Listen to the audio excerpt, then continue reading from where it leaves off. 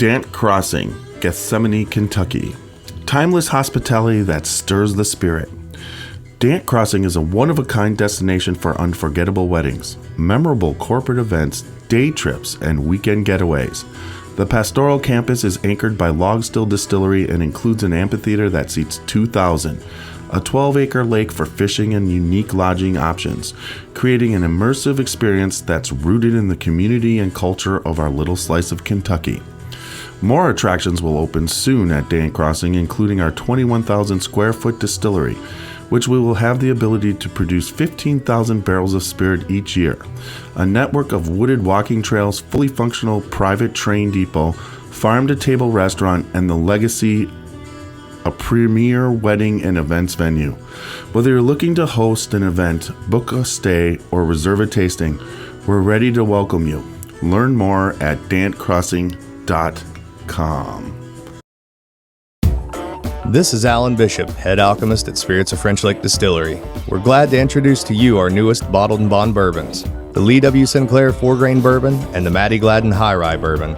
As always, these two bourbons are deeply rooted in the history of our location in the Black Forest of southern Indiana. Always double pot distilled, never chill filtered, made using the finest grains, alternative and historic yeast strains that we propagate ourselves, and the methodology that once made southern Indiana an epicenter of American distilling. Matured gracefully in 53-gallon No. 2 char, new American oak barrels, using a low 105 entry proof. The Lee Sinclair presents an oak-forward profile, which pushes forward the definition and conversation about bourbon possibilities, while the Matty Gladden graces us and demonstrates respect with her 35% rye mash bill. It's not just the spirits in the bottle, it's the spirits of the place. Respect the grain and drink responsibly.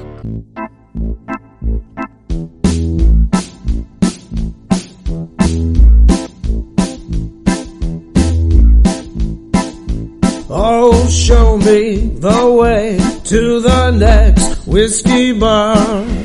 Oh, don't ask why. Oh, don't ask why. Show me the way to the next whiskey bar. Oh, don't ask why. Oh, don't ask why. For if we don't find the next whiskey bar, I tell you we must die. I tell you we must die. I tell you we must die. For that's here with us for YouTube, welcome everyone. Welcome everybody, and we're at the end of fantastic winding down that Bourbon Capital Barbecue Challenge, and we're here with Wally Dant. It's an honor.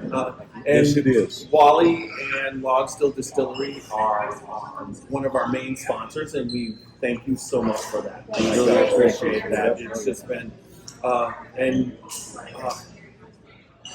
when we first met, it was like you were at the point of just starting to envision what was going on. You were disassembling. You were putting together the smaller still, and in your why am I just the thank you tasting room and also the gift shop. That's what I was looking for. So I didn't even come up with gift shop. It's like, but that's me. I'm tiny. Yeah. So, but no, it's just normal. Yes. No. Right. But the gift shop and even the gift shop is phenomenal. And we're here in the event center where you have that tie-in to how the barrels from the gift shop are strapped in by leather straps and everything. Is a kind of cool thing. But your vision is starting to come forward, right? And the distillery is really close, and that's really exciting. And then your brick house is over there, just looming and really close, right? Yeah. So windows are coming next week on the brick house. Awesome. I mean, so as this keeps going, and you've had like hosting this, you have so many distilleries that were where you were a year and a half, 2 years ago, and you're just kind of showing everybody what can happen, right? Even through this difficult time. I mean, and you know that it would probably be further along if we weren't dealing with all the delays and everything that's going. But at the same time, you guys are getting really close. And kind of just go into how excited you have. You gotta have to be to see the vision actually right there. You know, well, first of all, it's humbling. You know, there's so many people that work to make this thing come true, right? For our family and, you know, for all of our employees and all the contractors. I mean, you know, they've worked their tail end off to really get us here. And while I would have liked to have seen it delivered sooner, you know, we've had circumstances out there that I think everybody that's trying to build something these days is experience just, you know, lack of material, right? This raw material that would help you cook this place up. And so, you know, as your folks can't see it right now, but there's this big ass girder that kind of goes all the way across the entire section of this room. And, you know, the manufacturing and waiting for that to happen and come about for us, you know, that's the main support structure for this side of the house. And while it was delivered a little bit late, the thing that actually delayed us the most in opening is something as simple as insulation. It was one of those things you go, we're waiting 6 weeks for what? What? Right, but you know, it's you know, when this thing began taking shape and we began putting, you know, the barrels in and the wood siding, walls in, and it really kind of just all of a sudden it just transformed itself into what we thought originally, which was, you know, we wanted it to be this rickhouse feel, but a pretty cool vibe, and you know, I think we've accomplished. You have accomplished. I especially love the colors that you chose out there. Looking out there at the brown, the copper brown, and the black, that just is perfect. Yeah, we've got some great people that are working with us, and so I can't thank me and the team enough for with them support that. So yeah, the Legacy Event Center and wedding and venue, and then what you've done with the house, Charlie's house across the way, and just spectacular. But then talk about the distillery that's just so close. Yes, so July, we are running juice in July, and Lynn Dant is working her tail end off with her team to make sure we're running juice in July, and so you know, it's exciting for me. It does. And she's doing a great job. We've actually tested all of our water treatment facility. That's all working like it's supposed to, which is fantastic. So we're like I said before, I don't know if I did say this before, we're running all of our distillate off our lake water, just like the old distillery did. And so we can replicate the old system within the new system that we have here. And so, you know, water, grain, all over the source. We know the yeast, we know the mash bills, so we can replicate, you know, what was done here. And that's the exciting thing. When that thing starts going and gets cranked up for the first time, while it was exciting to see the still put in, it will be more exciting for me to see the still run it. There's something special about what you're saying, and I know not in a small way, I'm not a distiller or a facility like this, but what I get, what you're saying is like when I get together with a particular close friend that you like as a friend, it's like being in the tree the first day of gun season, or drinking some good bourbon, sitting out on the back porch playing some bluegrass music. You just feel like you're part of something that is so much larger than yourself, and you're continuing that legacy. People did it long before you were here, and hopefully people will be doing it long after you're gone. And that's just something really special, and you're directly contributing to the continuation of that legacy, and that is special. Well, you know, as we talked about, our mantra, right? We talk about faith, God, we talk about family, we talk about community, and we talk about bourbon, and that's the way we look at it. And one of these days, you know, I won't be here, I'll be gone. And what you're hoping is that what you're doing is you're leaving that legacy for this community, and so that they can take care of it and that they can grow it, and that's, to me, that's the beauty of being back here, being back in our old family place, is to be able to do that for this community is really important for us as a family, and I think that's the special thing about what we're doing here, is that we are really focused on leaving something behind, and when we can do that and say we've done that, I think that's the special purpose that God set us on this path. Bravo. That's great. Okay, well, that just was bizarre. It wouldn't be a Scotchy Bourbon Boy podcast without some technical all difficulty. reset. And not that reset started that part of the problem. But it was just Just all of a sudden it was just going, and then all of a sudden, boom. So no, just keep talking because we're recording on there, and I can confirm all that today. And it's way quieter than it was before, so I'll just keep working on that. But yeah, I agree with, but that, it's so much your family. There's an aspect of your family that that how hard you're working, how much the respect of everybody here in the family. And and then your personality. I mean, when you're places, you're so personable, and you're pretty much amazing. No, you can sit there and say all you want, but you fit into everything around here, and you can tell that you're running, and you've run a lot of stuff. But you also understand people and how to get the best out of a team, and that even Lynn, from when I first met her to now, I could see the influence you have on her and how she's changed, and she has. There's no doubt. But it's not for the worse; it's for the better. Right. There's no doubt. Well, I mean, and I've always said this: if you hire the right people and surround yourself with the right team, then it makes my job easier, it makes their job easier, because everyone is dependent upon one another to really pull this all together. And if you look at, Ren and the team that she's really building out here, I mean, you have to give her credit for finding great people that have the passion and drive to make this place special.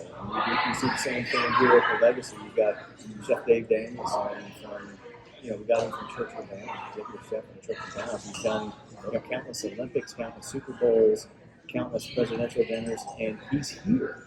And when you can say, "Holy smokes!" that was one of those moments you go, "How did this happen? Thank you, Lord, for blessing us." Exactly. Right? But we've gotten that with a number of the team that we have here, and you just go, thanks for putting them here with us, and that makes a difference. You've interacted with our folks here in the Legacy, and they're great people, and they want to come. And people always ask, "Well, you having trouble finding people?"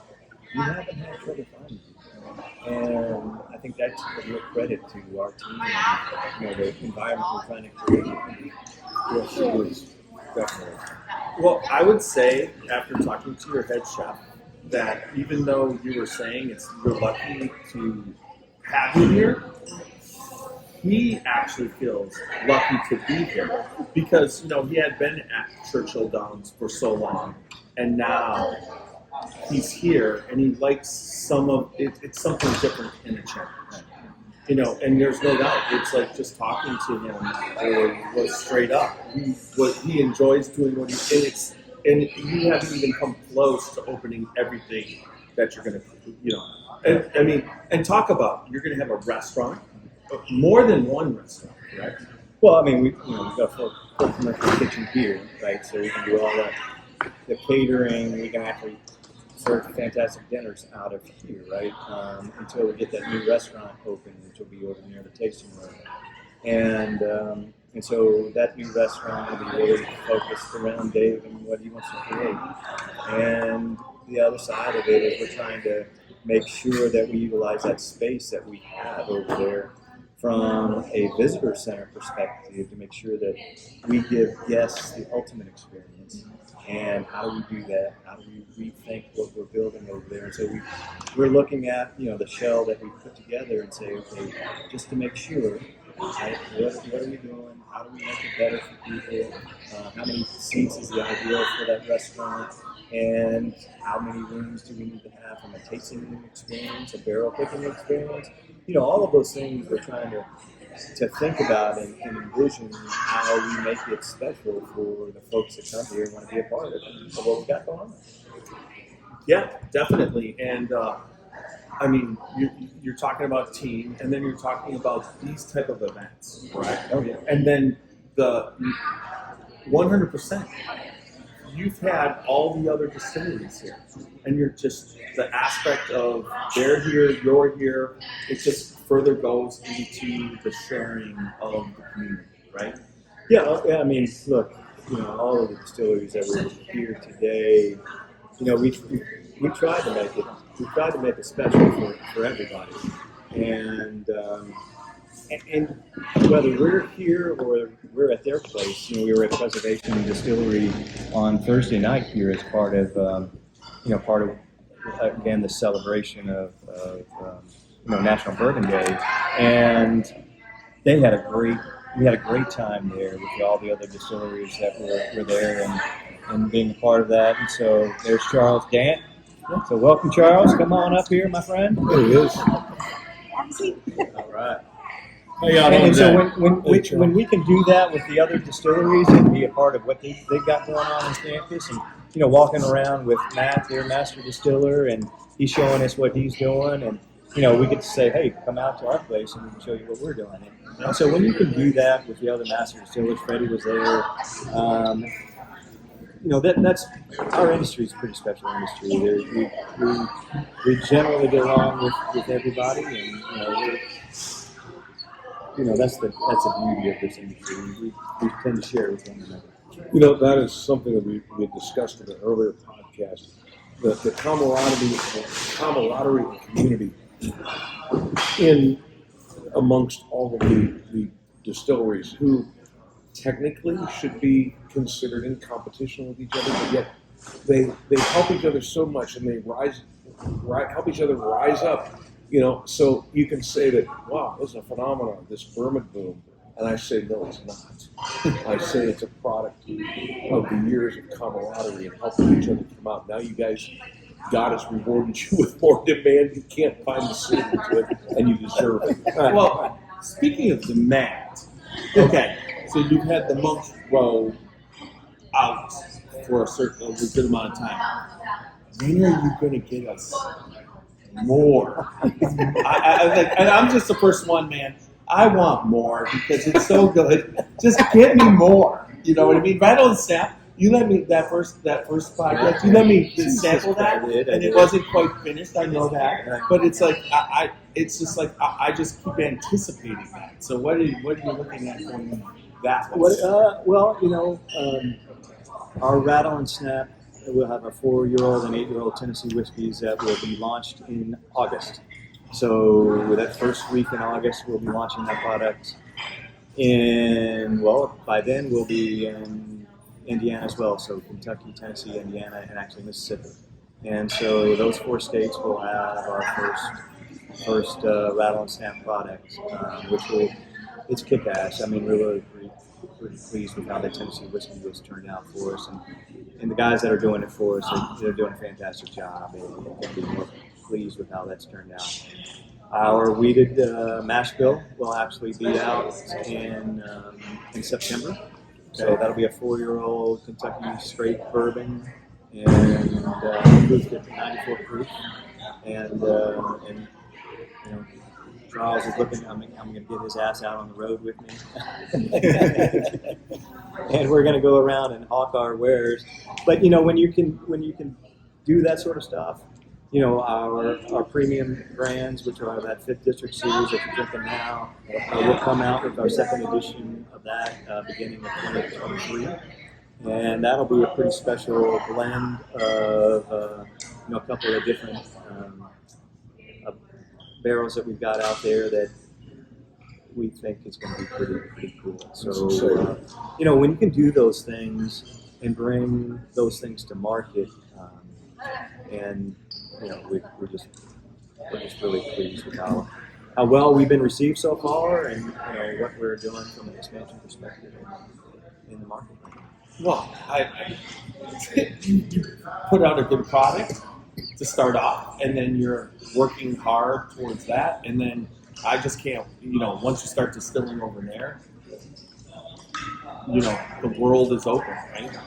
Well, I mean, this is where Charles and Lynn come in today.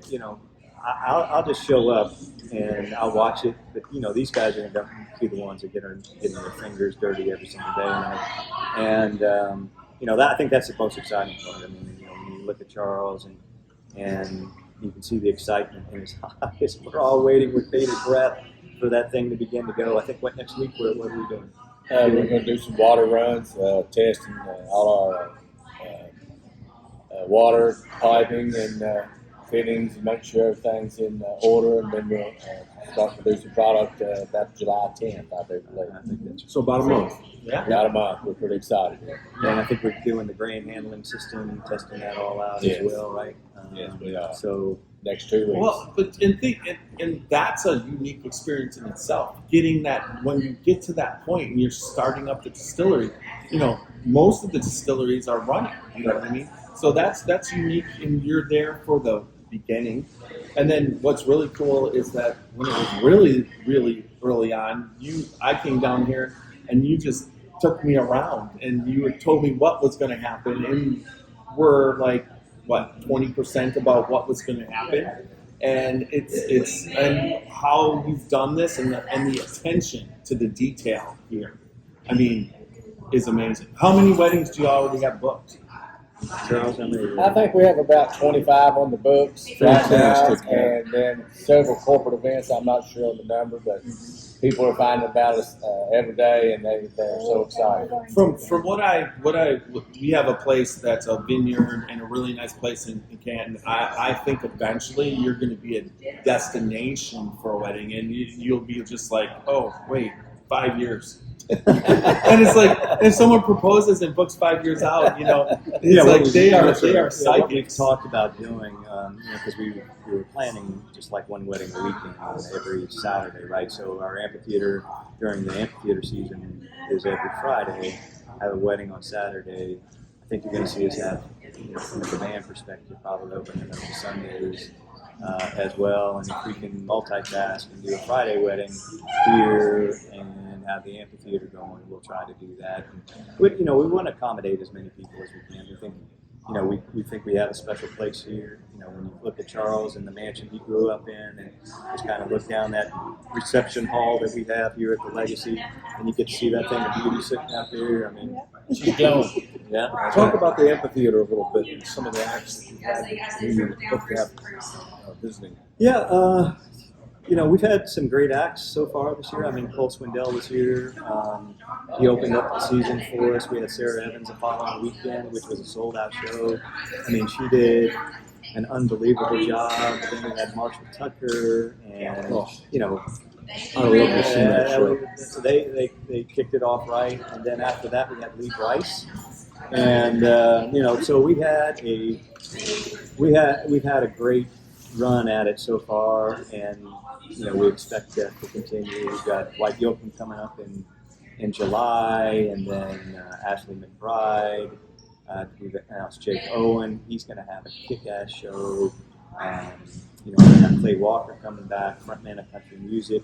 We actually have Tommy DiCarlo, who is the lead singer of Boston, right? And so everybody might not recognize Tommy DiCarlo, but he is the lead singer of Boston. And so when you got people that can, everybody knows a damn good Boston song, right? And so he's going to be here. Well, let me tell you what. I am telling you, What's that? you need to come All I to that show. want to know is if you nail down Stevie Nicks, I'm here. You're I'm here. all All over right, it. there you go. All right. So a question: do you guys have a special for the amphitheater, your special booth?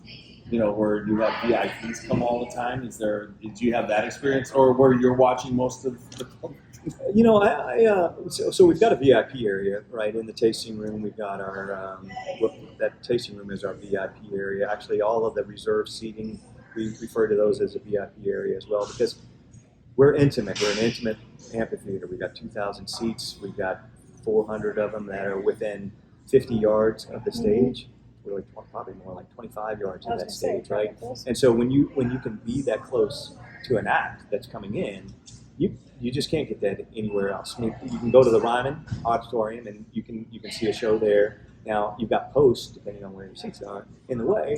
But the Ryman is a fantastic venue to see a fantastic show in Nashville, Tennessee. Sure, that was the original. That was the original Grand Ole Opry, and so a very intimate experience for those artists that are playing, and we've tried to recreate that here, have that intimate experience. They, without exception, have all said this is one of the best places for them to go because they get to feel the audience, right? And when you get to feel that audience and the energy coming from that audience, that means something to them to be able to see and feel that, and that hopefully that's what we're providing here for everybody. Yeah, there's no doubt, but it just is. I just see as you keep rolling out all the different things. First, the next thing is, like you said, the distillery. Now, you're planning a hotel, correct? Not yet, but it's in Phase 2. Okay, so we're phase 2. But then what about the train experience? Is that in the works? Well, I mean, we're completing train rails right now, working with Kentucky Railway Museum. We're actually completing a platform to where we'll have folks disembark off of that train, either coming in from Boston, Kentucky, or New Haven, Kentucky down here. And we've actually got an overnight rail car that we've purchased. Cool. And so Totally cool. It will be, it's an old Pullman car, and it's a sleeper car. Sleeps 12 people. Now it will be 12 of your closest personal friends. We're so we are so all over that. Oh my God. You'll probably take the first trip, right? They'll be like, "Hey, Wally, you need to do this, right?" Well, we'll see. We're going to have some damn fun on it. I can tell you that much. Okay, it's just. I mean, and thank you for hosting It's the first. Say the name because I suck at it. There's Mr. Bourbon Capital Barbecue Challenge. I was there. And Distillery Invitational. Yeah. And All on one business. Okay, folks. Now you know that's why he's the president. So, anyways, but Wally. So Randy's joined us. Yes. Randy Prasse, folks. Yeah, right. And Wally basically yesterday announced all the winners for yesterday was all about the pit crews from all the distilleries. Yep. And you were very happy that you were not last place. Thank God. Thank God. And then today was the professional, the Kansas City barbecue professional circuit was here barbecuing, and that was a little bit different than what, there's all the different categories. They were at a whole different level than we were doing yesterday. But it was really unbelievable to have those guys here, and the level of professionalism and the level of cooking. You can see the difference between us amateurs and what they're actually doing, and so that was that way I thought was the pretty cool thing. And as we look at next year, hopefully hosting with Kentucky Bourbon Festival again. We'll hopefully figure out how to change things around, get a little bit more interactive for the folks that come here, and allow kind of people into that inner circle to see what these guys are doing. And there's probably ways that we can do that, and I'm sure Randy and the team will figure that out. Randy, get in here. Yeah, but you got to credit Folks, we got Randy Prasse here, President of Kentucky Bourbon Festival. You got to credit Randy for dreaming this up and thinking about a way to engage families in the Kentucky Bourbon Festival activities, and really credit him for having that dream and bringing it to us. Well, thank you. A year ago, yesterday, we announced this, and it was typical Randy fashion. It was ready, fire, aim. So we had about a month or two, no venue, and then Wally, I think he came about August and said, we'd like to host you. I'm like, it's already been out in the streets for 2 months, now I just got to figure out where we're going to do it. But thank you. It really was one, and Yesterday, I think the highlight of the whole 2 days was the distillery cook-off and watching each of the teams underneath their tents having fun just with their own crew, but the camaraderie going up and down. And you were working up and down. Everybody was trading food and trading drinks and having a good time. So the pro teams might have produced a higher quality of food, but they didn't have as much fun as the distilleries did yesterday. And that's really the No, objective. they did look like they were having a ball. Well, No, but I join you on a couple of podcasts, and it's always about the bourbon. The Bourbon Festival is about the whiskey and the people who make it. This event was whiskey and the people who made it, Yeah. and we added in the barbecue to kind of complement, what we were doing. So, but, Yeah, I mean, adding in, but like what you said, as far as the bourbon, the pro teams, they're actually competing. That's a circuit, right? Oh, yeah. I mean, Well, that's serious competition. they're not like friends. Although they might know each other, they're on that circuit. But they're on that circuit. Frenemies. They're going all around the country, and they're trying. Where you bring this to the pit crews of all the distilleries, and they're really having a great time smoking, and they want to win, but they're not. It's just like the same thing. They're not Yeah. looking. don't mistake fun for being less competitive. Well, I I didn't say that guarantee we're- you, every one of those distilleries, this is the barbecue festival's version of what the barrel relay is during the Yep. main bourbon festival. I practice. That's They- very competitive. These guys have been out here for months figuring this Well, out. although We- like Baker's Mark, who won yesterday, Yeah. they were very excited to win. Well, they brought in this $20,000. big-ass Oh, they brought it from their right. That's what As they soon as it used. showed up, I'm like, oh, damn. Oh, 3 God. sinks and But they had an exhaust pipe on it. Oh, I mean, it was something else. But they use that at actually the distillery for smoking meat and stuff, right? And that's what Yeah, I they come will. on. Don't. No, they did this special to kick our ass. So it was just bought for this, and when they won, they sure let everybody know. Oh, did they? I mean, they had a Yeah. crew out there. And that was the fun. I mean, really, just like Randy said, every one of us were pretty competitive about what we were doing out there. But at the end of it all, it was a great time, and I can't wait to do it again next year. We know we have to do sweeter barbecue. Make it sweet. And because if that's we not know for anything me. about Randy, it'll be bigger and better. And But if there's any other distillery teams watching, listening, this is no disrespect, but the ribs that you all put together with that glaze that Chef David came up with was amazing. I had Peerless and I had yours, so I didn't get too far down the line, but yours was amazing. It had like a red hot, like a cinnamon cherry. So I don't know if I would change it. Maybe just get better judges from the distilleries. Yeah, there you go. No, it was. No, I mean- the fun Antonio thing wasn't good enough. Yeah. No, I mean the fun thing that we were doing and leading up to that was we were trying to determine what that glaze should be, and Chef was working on it, and the rest of the team that was here, we're all working on it, and we were doing 2 different ones, and then day 3 or 4 we're like, okay, this one's it, this one's the winning one, at least in our own mind. This was the winning one, and so that was, and I think I went around and talked with each one of the teams. They were all doing the same thing, and that's the cool thing about this. Just like you do at the Bourbon Festival in the fall when they're all doing the rolling of the barrels. And by the way, we got to set up our own damn track for that so we can have our team Practice, do yeah. practice. I got the blueprints. I'll Oh, you send got it it. to All right. you. Yeah, there you go. We need it. But when they can do that and have the fun that you see there and the camaraderie that goes around that, we're looking forward to participating this year with our own team. There's no other industry like this. I mean, everybody goes back to the 1996 Heaven Hill fire.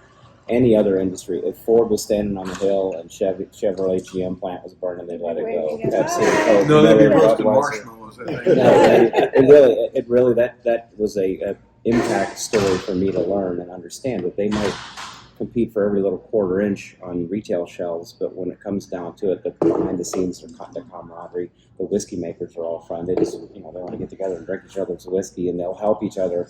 One plant will break down, and someone else will have the part, and they'll run it over in their own vehicle, and that's what everything we're doing with the Bourbon Festival, and this is really about showcasing that camaraderie that no other industry in the world That's has. exactly right. And what I was saying earlier before you joined us is that camaraderie, that spirit of community, how they've raised each other up, it's no accident that this industry is reaping the benefit of the biggest wave of demand in history, and they deserve it. Well, and the executives, like what Charles and Wally are doing, they're not just improving the spirits, the industry, they're improving the communities. The tourism experience is 10 times higher than it was even 5 years ago. And they're investing in the experience, the dining, the gift shops, the tour experiences. It's not just about let's make our whiskey better and get out on those shelves. No, it's let's let's bring the give community immerse people No, in but, what they're doing. And that's huge for It's us. not like driving into Graceland, though. You've done this without damaging the surroundings, and the environment is all intact, and the beauty of Kentucky, and there's people just living right down the block. Like, it's just seamlessly integrated into the community, which I think is really beautiful. Yeah, it's fantastic. That it's Well, not we're a- sitting right now. 2.5 years ago, when I first started, I came up here in a pickup truck. So you're not degrading the environment. You're No. improving it. I mean, Well, yeah. literally every single footprint that you all have taken over has actually improved the eye curb appeal of the whole area. But they even moved the trust company into a bigger, better place. I'll give you a right there. But then, so that part is there. But then you brought back your whole family. When I'm Facebook friending people, it's Tim Dant. I mean, he's your historian, and he's really into that. And he kind of was motivating me to meet you guys, and he's just such a great guy. But at the same time, when I came here, it's just when I'm looking for people to Facebook friend, it's like Dant, and you realize how big your family is. And not that you didn't know that, but you also knew that at one point they were all kind of it was over and everybody had to go do what they had to do, and you're bringing the whole family back into it with the opportunity. You gave everybody a financial aspect to be a part of it, and it's amazing. I mean, it's just it's family, and that's something that there's some people that have had that. You have the history, but there's not a lot of people who lost the history for a while where everybody, and then you're just bringing everybody back at a time when they need to be brought back, right? Well,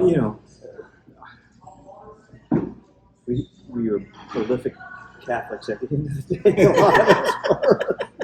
And so they had a lot of damn kids, and so then then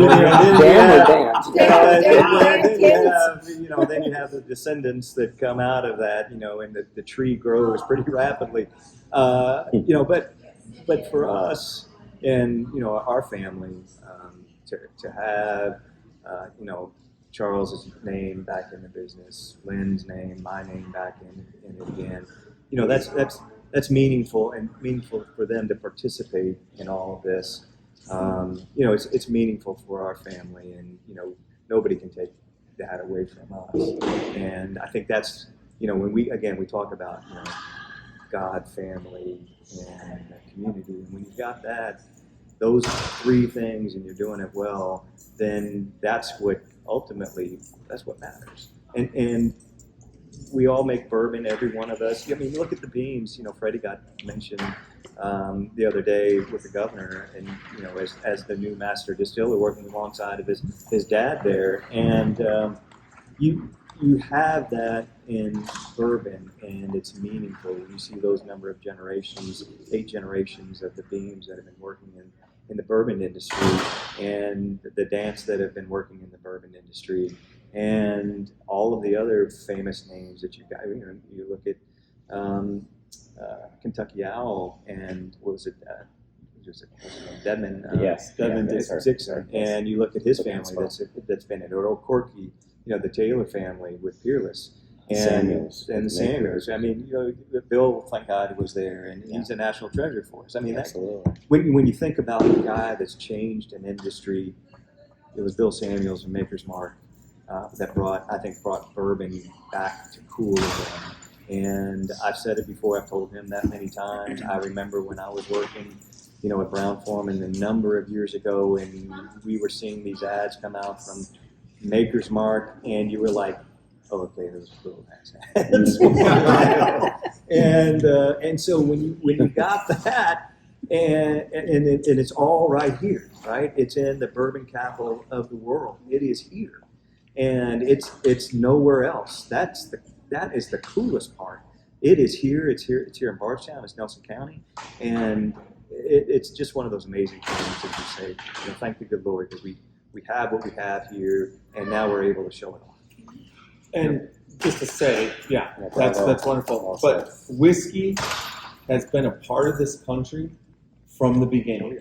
It was the only taxed libation, the only tax this government had till 1916. And when they did that, they thought they could get rid of it, and they got it with Prohibition, and they got the Great Depression out of it. Well, unfortunately, they figured out gasoline is a good thing to tax. Well, yes. Well, that's recent, but really, they're not Tobacco. taxing liquor still. Yeah, no. Last time I checked, if you eliminate the liquor, the gasoline would have to be like even 15 times more. Right. Yeah, the excise taxes we pay are pretty significant. Right. Yeah. Well, no, and I see that, but they do leave you guys with a good amount. I mean, it's like everybody, the government takes a lot. There's no doubt about it. But and they take that and put it to roads and communities and most of it. We hope so. we hope so anyway. But at the same time, but then you guys are turning idealized. around That's a different and you're kind. making what you make, and then you give back to the community. I mean, it's not like, you know, and then you see something like a Booker's Rye selling at a charity auction for $40,000. It's not like that was a $40,000 bottle, but that person wanted to give $40,000 and they got a bottle of Booker's Rye. Right. But it's like what whiskey has meant to this country is hidden. I mean, because it has basically been every part of it. It's like when the corn was excess during they made it into whiskey, and then you could store it and keep selling it, and it would be shippable. Right. Whereas you could ship that as corn, and it would eventually deteriorate. So when you realize this, and like that's something that in my journey for the last 5 years of looking at the history, and then what you guys are putting in, what Randy puts in, what you're putting in, you will be remembered because your family has a lineage, and you're talking about that log still. And now you're talking about what you did in 100 years. This still will be important, and that's the part that we love about it. And we love what you're doing, and I'm glad that you're a part of it and came into it, and glad to have met you.